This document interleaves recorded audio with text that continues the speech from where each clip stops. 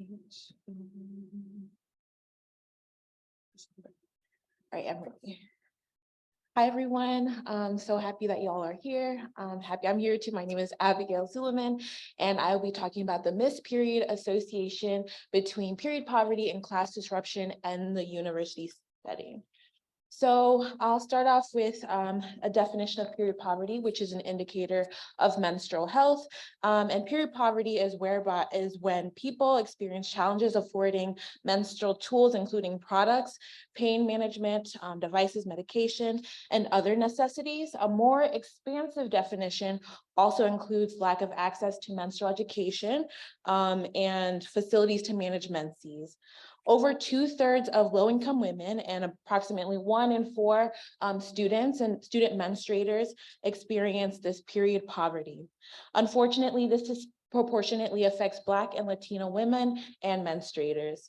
Recently, the literature also found that it has social, emotional, and educational implications, including association with depression, association with food insecurity, and housing insecurity. So with this in mind, and the lack of literature currently centered on United States students and their menstrual health, a group of students and I here at UIC decided to conduct a quantitative needs assessment focused on the menstrual health needs of students.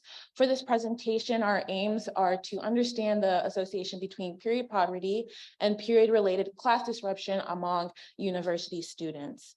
We used a cross-sectional survey design, and this was implemented online on RedCap using UIC students who were enrolled throughout this current school year and who have had a period throughout this within the last 12 months. So recruitment has started in February 2023, and it included using convenience and snowball methods, getting the word out through UIC cultural centers as well as student organizations.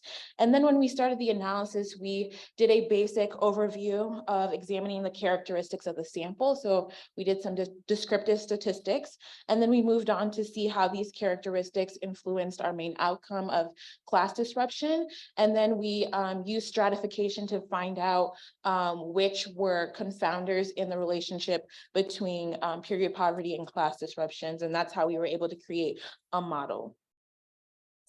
To determine and define period poverty and class disruptions, we used about 3 questions. So we asked, have you ever not been able to afford menstrual products, such as pads or tampons? And then we asked this question again within the span of 12 months. Have you experienced this and how often? And then our second question for the outcome was, have you ever missed, had to leave, or arrived late to class for period-related reasons? And so in this relationship, we found through literature that there were socio-demographic variables, student status indicators, as well as menstrual health, knowledge, attitudes that were relating in this relationship. So overall, we had 91 participants for this particular part of the study, and the average age was 25 years old. Most of them were white and Asian menstruators, identifying as cis women, with a few representation of gender nonconforming individuals. 1 in 4 indicated that they had a disability, and this was slightly associated with class disruption, although it was not statistically significant. Most respondents were also graduate level and in-state students and attended school half of the school week. Again, there wasn't a strong statistical relationship between these characteristics and the outcome, as with the last slide, but we can see in our final examination of the last characteristics, there is a statistically significant association between our exposure, period poverty, or our main factor, period poverty, and class disruption, the one that we're focusing on, with the odds ratio being 16.25 times higher for those who had experienced period poverty compared to those that didn't. Some other indicators that we looked at were school-based education. So had they ever been educated on menstrual education, and what was the quality, how informed did they feel after that? And then what were some And then we asked also if they had any symptoms, and a majority, over 98% did. So then the final model, we already decided to use age, race and ethnicity, as well as gender in our model. And then when we did the stratification, we found that class-based education was a confounder, very slightly. And so we included this in our model as well. And we determined that the adjusted odds ratio was that the adjusted odds was at 10 times higher among those experiencing period poverty compared to those that did not. And this was a statistically significant relationship, which was a strength. Overall, we did have a diverse sample of participants, and that was a pro of our study, that this was a cross-sectional design, and we were able to measure all of these at once.